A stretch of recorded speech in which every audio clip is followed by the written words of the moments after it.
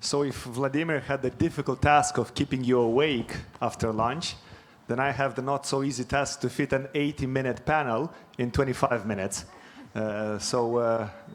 Honorable panelists, let's do our best to keep the answers short and to the topic. At this point, I'd like to ask the guys in the back to pull up the poll that we want to conduct. Dacă puteți să prezentați pe ecran sondajul pe care vrem să-l facem. I'll ask the participants in this room to pull up their phones and go to a website to respond to 2 questions, which are going to help us navigate through the discussion today. The website is menti.com, MENTI.com.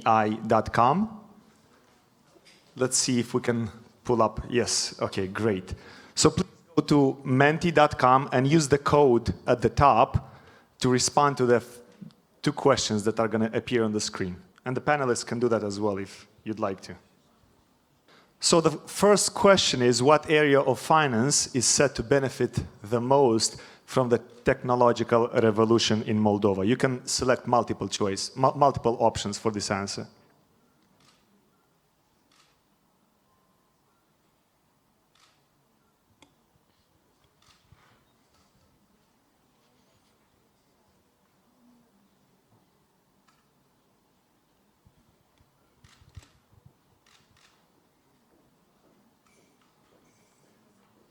We'll give it another 5 seconds.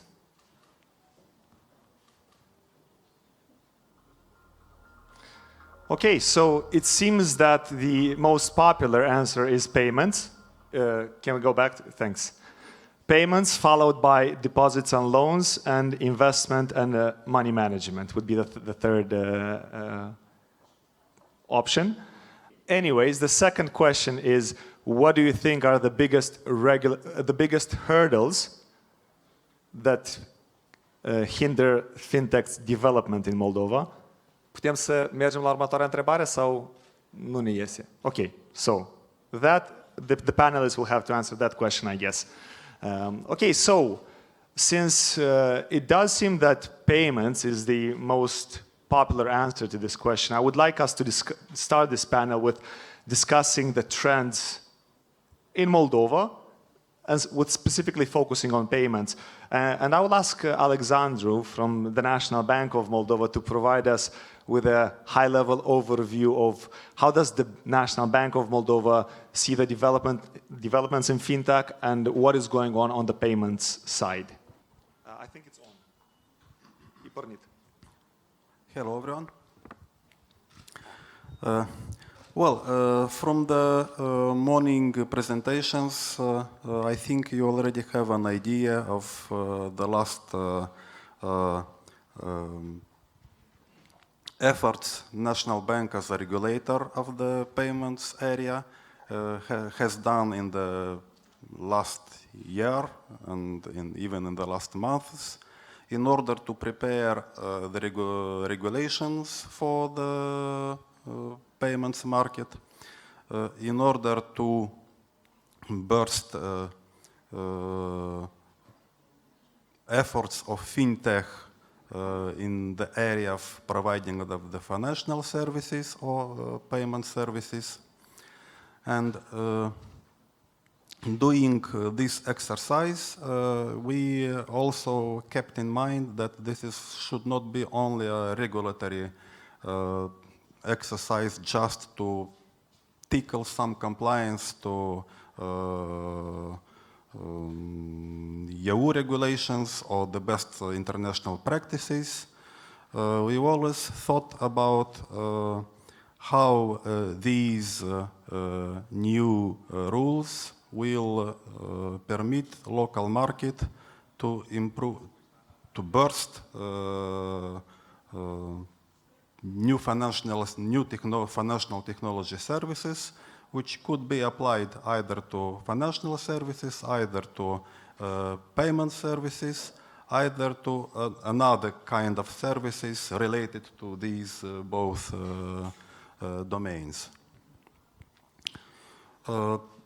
From our point of view, the mission of a regulator is easier than the mission of the fintech companies. Because I don't remember, probably you said that the Moldovan market is some years behind the European experience and even more years behind UK experience in the fintech and regulation of open banking and regulation of the fintech. So our mission was quite easy, just to analyze the best regulations experience all over the world, of course mainly European and UK experience, and to come with these rules of game which permit providing of the new financial services. Thank you. I think I heard that the National Bank is setting up a fintech either department or unit. Do you want to tell us a few things about this? Of course. Yes, it was a long kept idea in our minds, because National Bank, as many of other businesses in Moldova, is in high deficit of human resources. So we realized that trying to find some dedicated people within existent departments of the National Bank who will have time,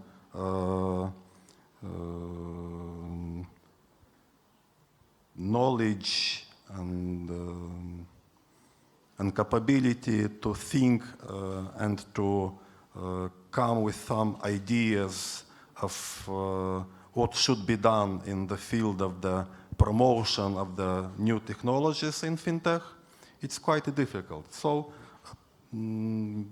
what we decided, let's create a new department, a new division. It's not department, it's a division. And this division will be completely dedicated to these new tasks. So if to say at the very high level, this division will identify, will make analysis of opportunities. If yes, we'll start promotion of these new technologies, both in the financial domain, both in payments domain, because we are somehow limited by our mandate of the central bank. We cannot go too far in what means fintech in the other areas.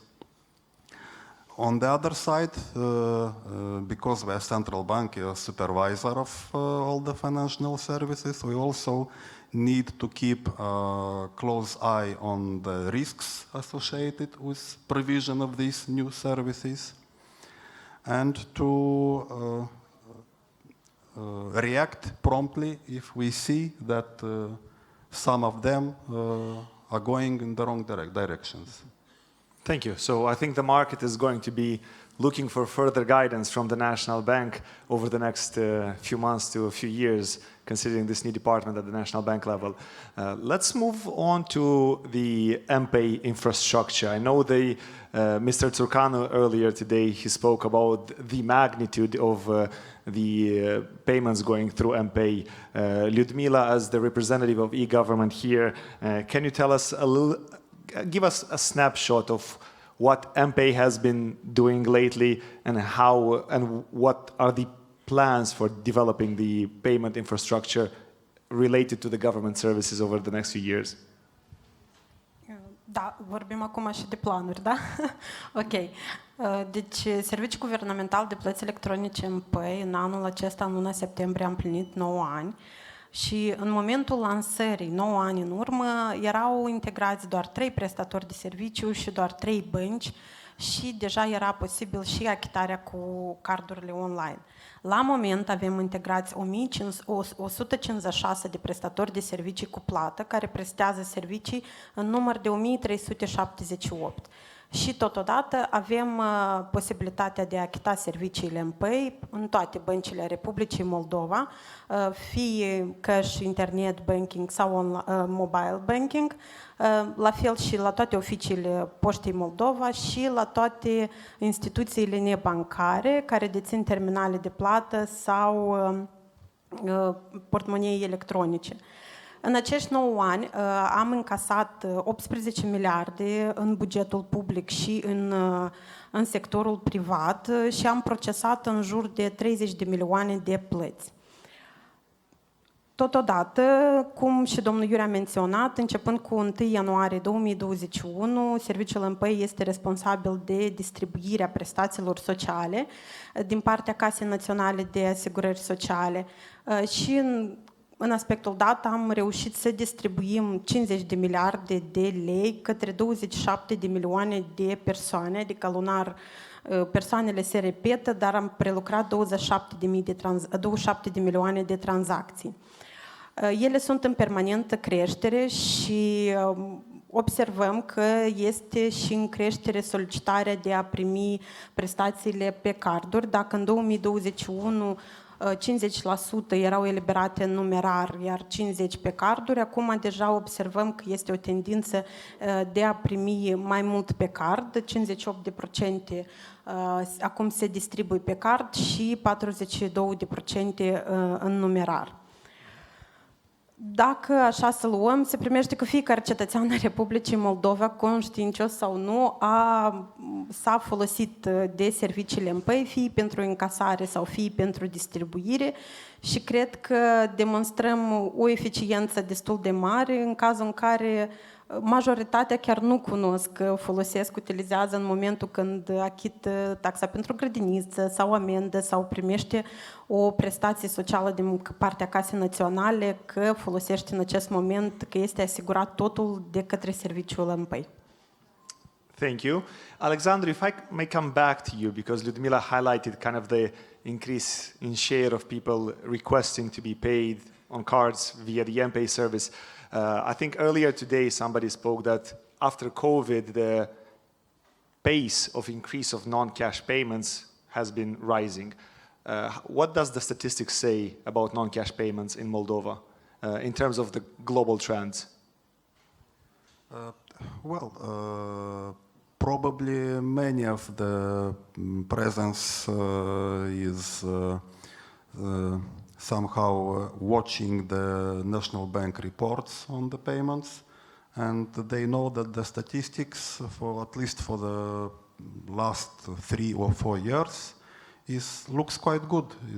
Year by year, there is an increase of 50%, both in the number of payments and in the value of payments. And even the COVID situation didn't affect this trend. So it was a kind of decrease in the first months of the year 2000 when just the epidemic starts. But then people realized that life is going on and payments should continue. Yes, payments should continue. And we hope that this trend will continue at least for a couple of years ahead, because we understand that we might come to the saturation of the market, but we hope this trend will continue a couple of years. Thank you. Mr. Coșuleanu, earlier today, Mr. Botezatu mentioned the national strategy for digital transformation, I think, on which you are also working. How does fintech fit into the national strategies, and where should its place be, actually? Thank you. It's okay? Yes. Yeah, we can hear you. Se aude, da? Da. Bine, deci au fost menționate de câteva ori azi în luările de cuvânt a domnului viceprim-ministru și a domnului Botezatu, referitor la faptul că Programul Națiunilor Unite asistă guvernul în formularea strategiei naționale de transformare digitală. Deci, acum strategia este la aproape de finalizare. Așteptăm deci, o discuție mai largă cu reprezentanții guvernului. Spre regret, au fost deja 2 ori planificate, dar din motive de strictă urgentă au fost amânate. Sperăm că în curând vom continua. Deci, strategia are 6 obiective majore, deci, care prevăd fiecare din aceste obiective, realizarea lor este legată de fintech. Pentru că nu poate fi, de exemplu, primul obiectiv este dezvoltarea unei societăți digitale. Deci o societate digitală deci prevede că cetățenii au plăți online, cumpără online, deci sunt pregătiți digital și atunci fintech-ul este aici acasă. Altă, văd că prioritate strategică este dezvoltarea unui mediu TIC puternic, inovator și competitiv. Iarăși, aici, deci s-a văzut și domnul Țurcanu, cineva a menționat că TIC-ul și fintech-ul 50 la 50 chestii, deci și aici se regăsește. Și dacă noi mergem pe toate cele 6 obiective prioritare, în fiecare se regăsește fintech-ul, iar în acțiunile respective care sunt prevăzute sub fiecare obiectiv, desigur se regăsește și fintech-ul. Trebuie să spunem că în arhitectura de realizare a strategiei se găsește plățile digitale, sunt ca unul din componente, care și reglementarea, iarăși unul din pilonii strategiei. Și aici mă opresc, că o să ia mult timp. Thank you. Jay, I'll come back to you. You work in a lot of countries of comparable size to Moldova, and you have quite an extensive experience in working with regulators and the private sector alike. What do you think are the successful practices from the regulatory standpoint of view that Moldova should implement in order to boost the fintech ecosystem? Thank you for that. It's working. Okay, yeah, thank you for that.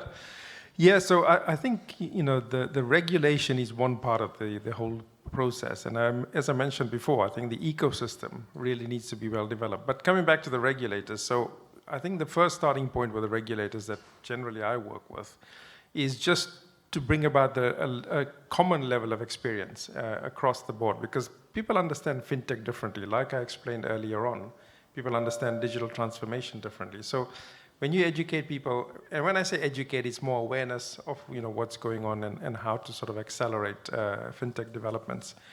Then the layer of top management is kind of bought into it, and then they drive strategies below. So I think, you know, training of, and as we heard, training of regulators is key. Capacity building is really key. I think the second thing is just to make sure that you're open to having dialogue. Sometimes, you know, central banks have always worked with big organizations, and it's not always easy to work with, to understand the fintech culture, and so that sometimes creates a barrier. In the UK, the FCA is probably one of the most friendliest regulators, supposedly. I don't know so much. I think they've changed over the last few years. But even in that kind of an environment, you know, fintech companies come and say, look, I'm very scared to go to the regulator. So the openness, I think, is a key thing. And then I think the third thing, I mean, we've seen this across the board everywhere. This is becoming common practice. This Innovation Hub and Sandbox. So Innovation Hub allows you to get advice from the regulator. So you don't have to go out and hire expensive lawyers. You know, you get input into how to, you know, address your innovation in light of the current regulatory framework. If it doesn't fit within the current regulatory framework, then allow some kind of live testing, you know, which is a key thing. I think the second thing I'll just mention quickly as well is, you know, you have a fintech department and all that is great. So I was sort of, you know, working with fintech companies with the FCA. We had conversations with the fintech department and it's all great. We go on to licensing and the experience is completely different, right? They don't understand, they don't know how to engage. And so I would say to regulators that, you know, make sure that everyone in the organization is coming on the digital journey. Thank you.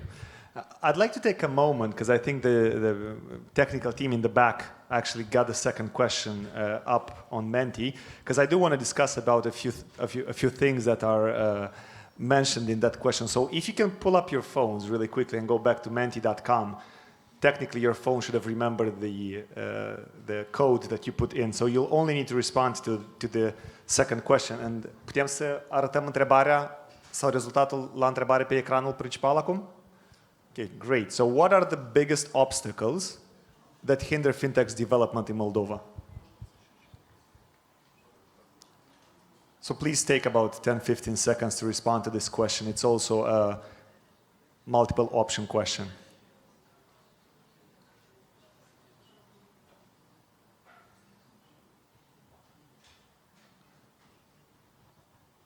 Let's take 10 more seconds.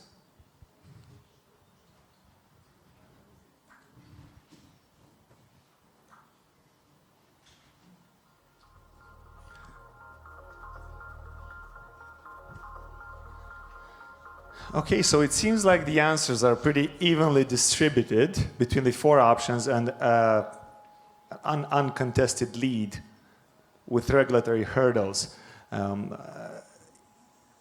Jay, I do have a question on the scale of the market, because in my mind, besides the regulatory obstacles, to me personally, it seems like the small scale of the market can also be an issue for new solutions that would come to the market. So again, this is just my subjective understanding. This is why I think sometimes the government needs to come in markets like Moldova with some sort of quasi-private sector solutions to help the development of the market. Do you think that the scale of Moldova's market can be a real obstacle for appearance of advanced fintech players? Yes, I think yes and no is the answer. So yes, the market is small in terms of its size, but as I mentioned earlier on, there will be still pockets of opportunity that you can go and find. And I was speaking to somebody the other day, a banker, that said, fintech somehow managed to go and find these sectors that we don't spot. I mean, if I look at the UK, it's a completely saturated market, right? You would think there's so many banks, it's a very well-established financial system. Why would a fintech create any kind of market, right? But despite that, there's a huge amount of effort and success that fintechs are getting. So peer-to-peer lending was one example. If you look at insurance for younger people, pay-as-you-go insurance, that's another market. So incumbents sometimes don't know how to reach these markets. And I would say start at those markets where there's no competition. And the advantage you've got is you've got the whole world as a case study. So see what's working, at least in your region, because your region is starting to take off. And bring those solutions in here. So then I think once you've conquered that, then you can say the market's small, and now you have to start looking at opportunities within the region. Thank you. Marina, you work with a lot of IT companies that develop some of the cutting-edge fintech solutions. A lot of them focus on kind of other markets than Moldova. What do you think are some successful private sector initiatives that we should be sort of eager to bring to Moldova in this space?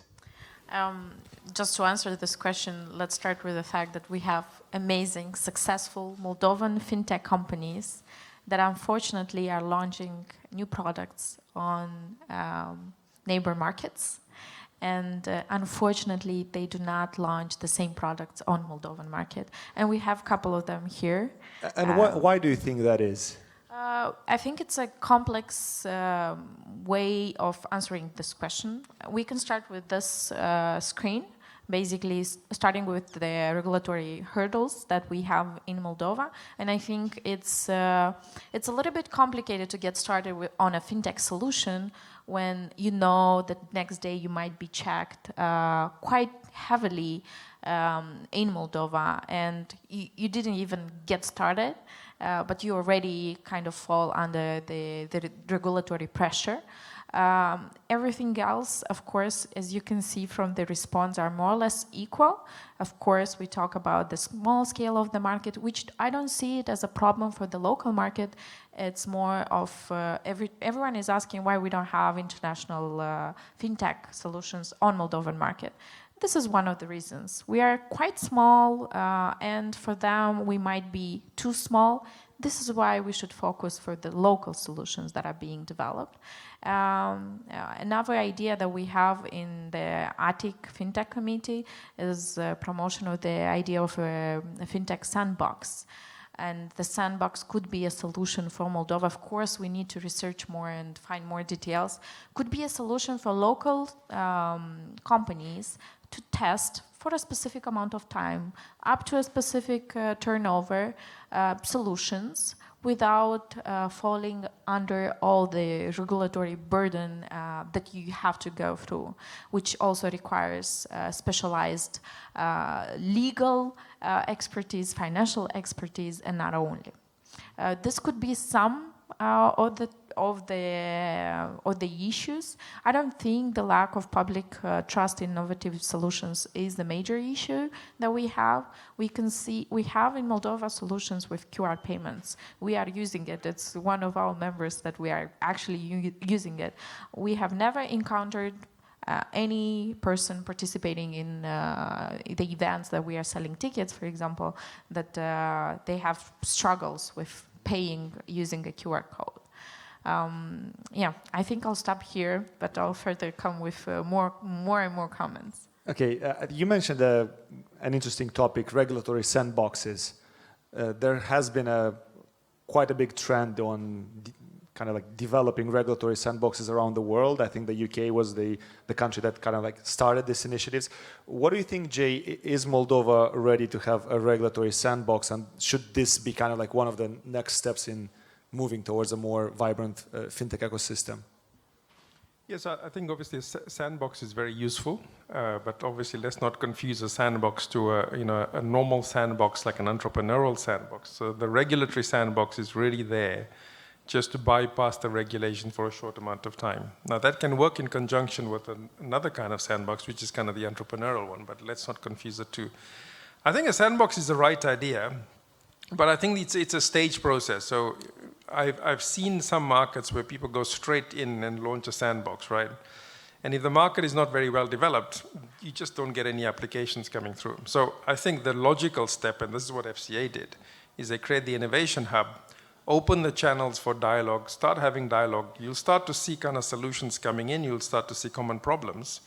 When you hit a solution, a crypto solution that doesn't have regulation, that's then the right time. So I think the innovation hub should be the key focus, and where things don't fit within the innovation hub. And the innovation hub really works where things fit within the current regulatory framework.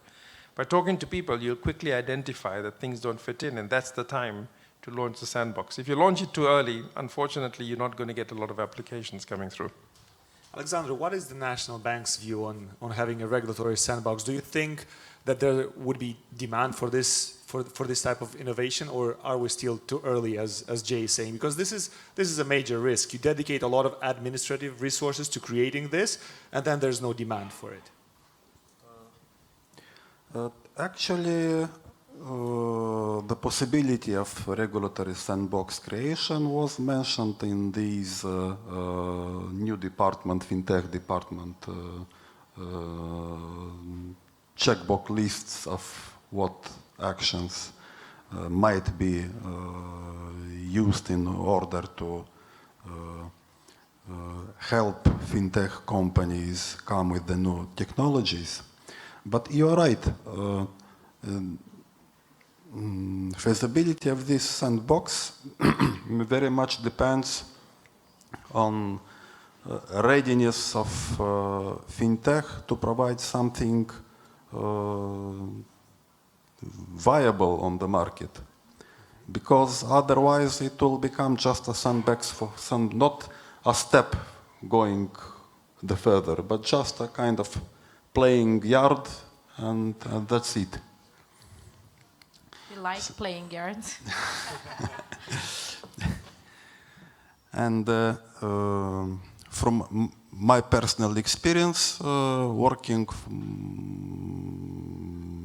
already 8 years in National Bank, we received not so many inquiries from the fintech companies or potential fintech companies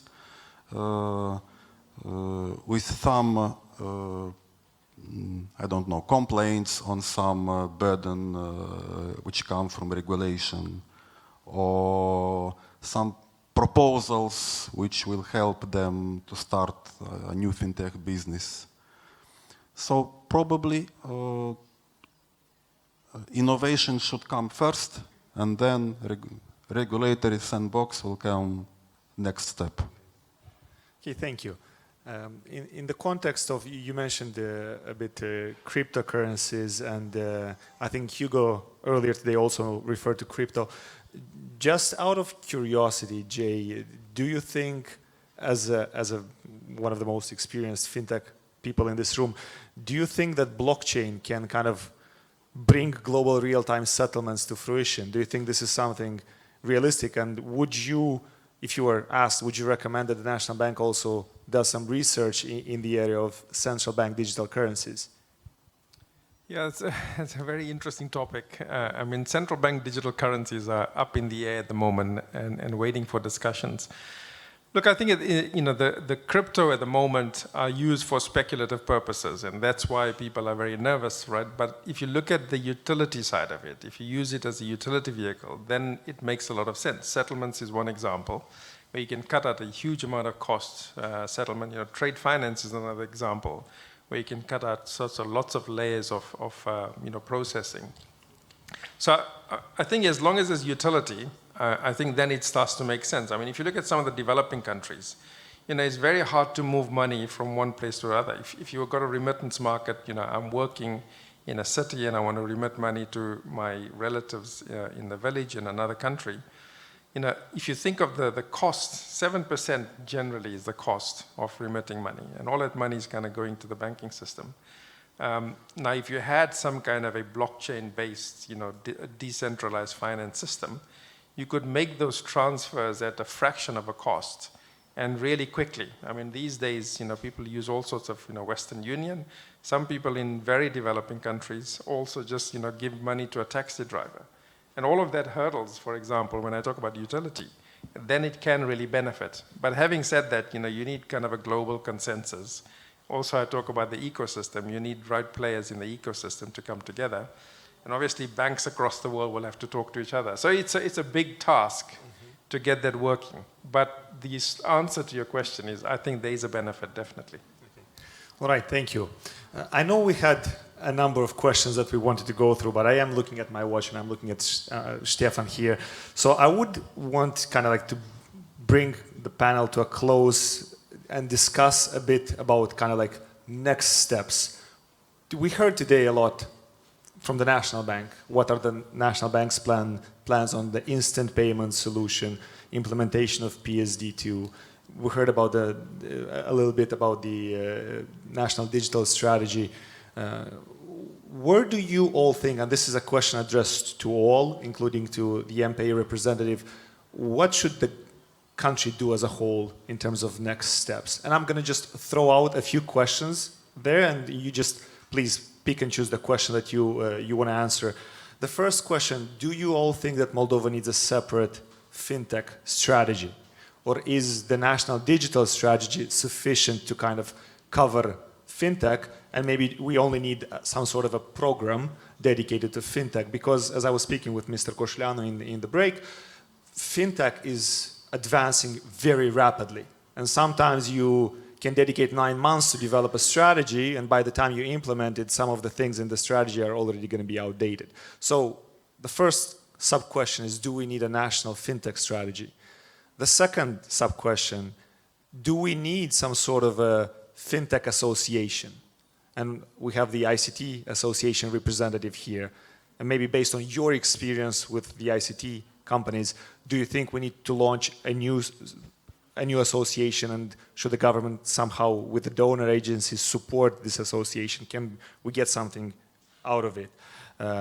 We already spoke about the innovation hub and sandbox, so this is definitely one of the things that the regulators should move ahead at a slow pace. But if there's anything else that you think that the government should do, because one of the roles that I have to play, and today I represent the USAID Moldova Institutional and Structural Reform activity, we are intended on working with the relevant government stakeholders over the next 4 to 5 years to support development of an ecosystem. So for me personally, it would be very important to learn what do you all think that different stakeholders need to do over the next few years. Let's start with Mr. Coșuleanu. Thank you very much.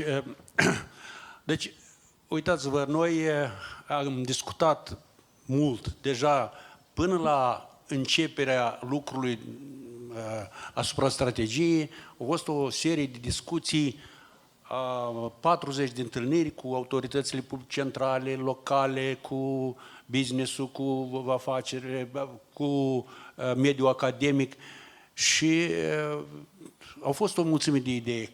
Cum să arăte strategie, să fie o strategie foarte, foarte detaliată sau cum trebuie să arate.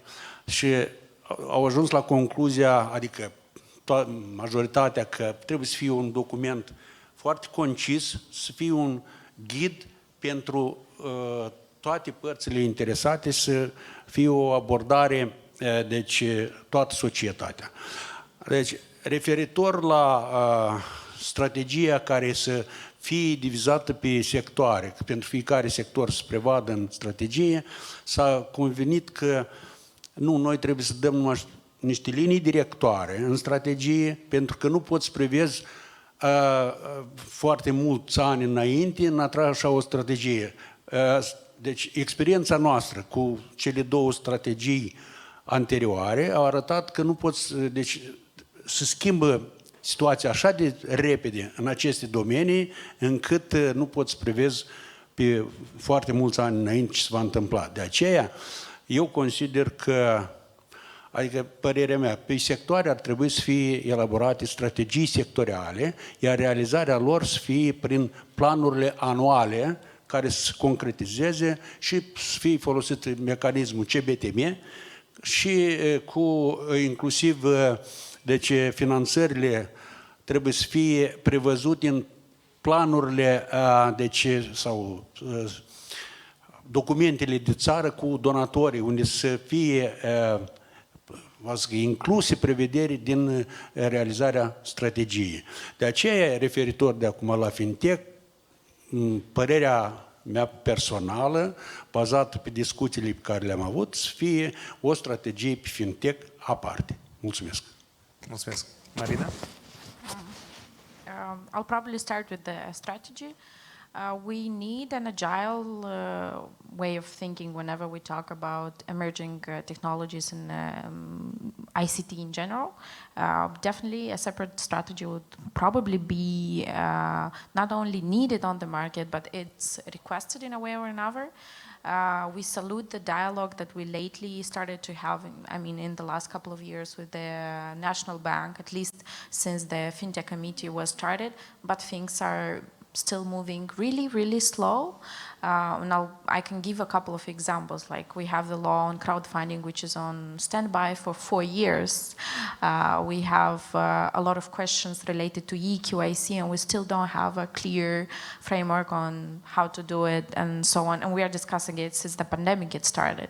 Another good example, we're trying to have the salaries being paid from any type of wallet that a person has, and still nothing changes. The only thing that we salute and we are very happy is related to PSD2 directive that was approved. This is where the strategy would probably come in and would help up a lot in the way the market is getting prepared. Plus, the strategy should also include an educational chapter. And when I mean educational chapter, I don't mean only the tech skills that are needed, but also analytical skills, legal, financial, and so on, which are needed for the fintech market to actually evolve. The Innovation Hub is another next step that we are expecting. This way, we see that the dialogue with the National Bank would evolve even further, and maybe later on with the creation of a sandbox as well that could later continue with the development of the sector, if I may say it like this. I think I'll just stop here on some of the priorities. If you have any other specifics that you wanted me to mention. Do you think an association would be relevant for I'm the fintech biased. field? I'm biased. Of All course of us not. are. I always say it's always good to have a lot of players on the market. I just always bring to the attention the sustainability thing, because any association, in order to be sustainable, it has to have a lot of members. Otherwise, it's always going to be dependent on donors, on other types of funds that are there on the market.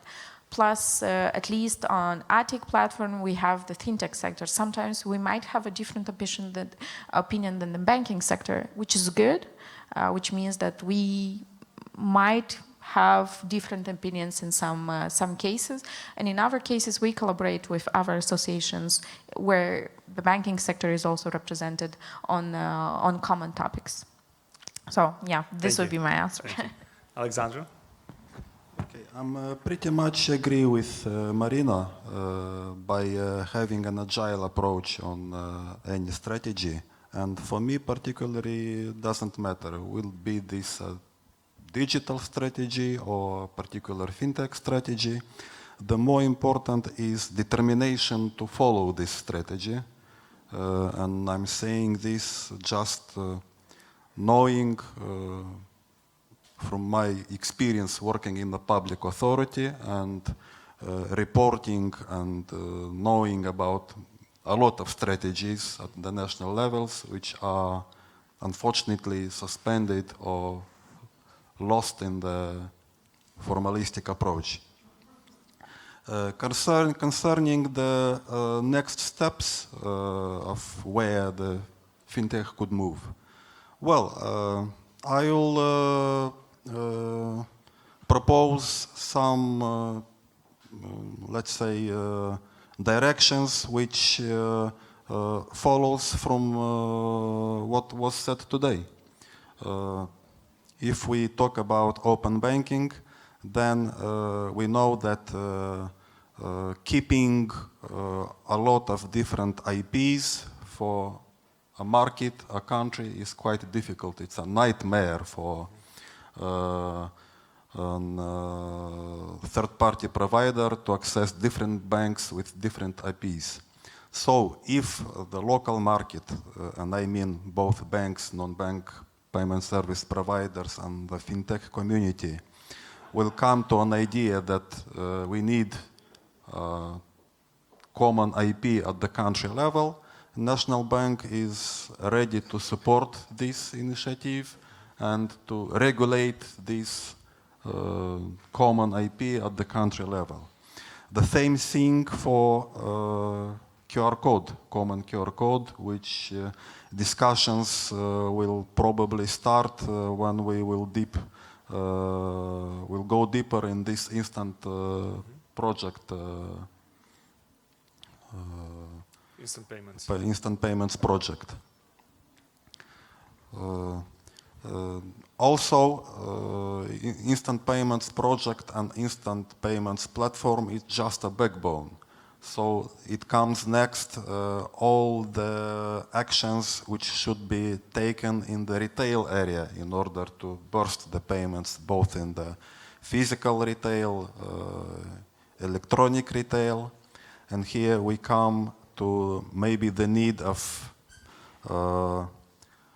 white label solutions for payments, KYC, which again was mentioned by Marina.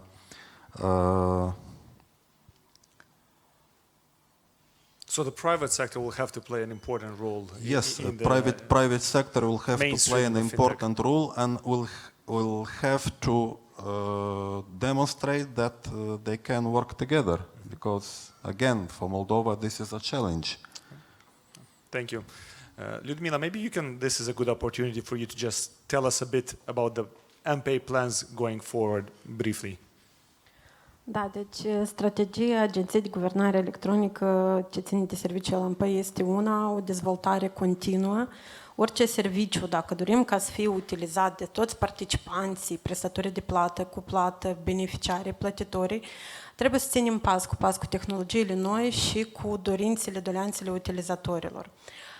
În sensul dat, după cum a menționat și domnul Iuri în prima parte a conferinței, avem în plan să fie dezvoltat o aplicație mobilă care va avea modulul de plăți electronice, unde fiecare cetățean va avea posibilitatea să vizualizeze plățile care le-a efectuat sau care urmează să fie primite și totodată să fie posibil să genereze, să fie posibil de achitat din aplicația mobilă, instant, cum se zice acum, plățile. Avem ca idee de dezvoltare a unui coș de plăți, la fel să fie aplicat și pentru aplicația mobilă și pe pagina mpay.gov.md. Deci în cazul în care aveți spre achitare mai multe note de plată în aceeași zi, să zicem așa, dacă nu știu, sunteți un părinte cu 3 copii și aveți necesitatea să achitați 3 note de plată, generați 3 note, dar partea serviciului MPay o să genereze o factură unică care o achitați doar printr-o acțiune, ceea ce desigur vă salvează timp care de obicei se pierde. Merge vorba și despre online și totodată cu factura aceasta unică vă apropiați la oricare prestator de plată și iarăși efectuați doar o acțiune de a achita acest serviciu. Pentru persoanele juridice, la fel, am observat că sunt momente când se achită mai multe extrase, fie de bunuri imobiliare, din extrasul de registru de stat și de fiecare dată sunt nevoiți să introducă datele cardului pe pagina MPay și să facă chiar câte 10 achitări pe zi. În cazul dat, o să puteți transfera toate plățile într-un coș și de a efectua o plată unică. În același timp, deci nu știu dacă ați văzut știrile de ieri sau alaltă ieri, așa cum serviciul MPay s-a arătat foarte bine în distribuirea prestațiilor sociale, un grup de deputați a venit cu inițiativa ca să fie trecute și plățile salariale din sectorul bugetar prin serviciul MPay. Proiectul încă nu a fost aprobat, dar sperăm că urmează și în anul 2023 serviciul MPay va asigura și distribuirea plăților salariale. Și care sunt beneficiile? Deci, în primul rând, pentru salariați, beneficiul principal pe care îl urmăm este ceea că fiecare din voi o să aibă posibilitatea să aleagă la ce bancă dorește să fie deservită, pe ce card dorește să primească salariul. Deci, dacă veți dori luna aceasta la o bancă, ok. Luna viitoare, dacă doriți la altă bancă, la fel e ok. O să fie doar necesitatea să aveți identitate electronică, să vă logați în cabinet și deja singuri să gestionați cum doriți și unde doriți să primiți salariul. La fel, proiectul dat are și un beneficiu pentru autoritățile publice, deci scoatem o povară mare de pe ei ca partea operațională. Deja va fi nevoie doar ca contabilitățile să pregătească lista de salariați și să o importe în serviciul MPay. Restul asigurăm noi, generarea ordinilor de plată, finanțarea, expedierea către bănci, distribuirea. Deci, în cazul dat, partea operațională pe partea de instituții se va micșora cu mult. Și partea juridică la fel, în cazul dat deja instituțiile nu vor fi nevoiți să aibă un acord cu băncile, aceasta va fi asigurată de către serviciul MPay cu un contract trilateral dintre Ministerul Finanțelor, Agenția de Guvernare Electronică și prestatorii de plată. Mai avem un use case, pe scurt, un use case foarte interesant ca voucherul cultural. Este la fel o inițiativă a unui grup de parlamentari în comun cu Ministerul Culturii, care am lucrat în ultimele luni foarte mult la acest proiect și sperăm în scurt timp să-l lansăm.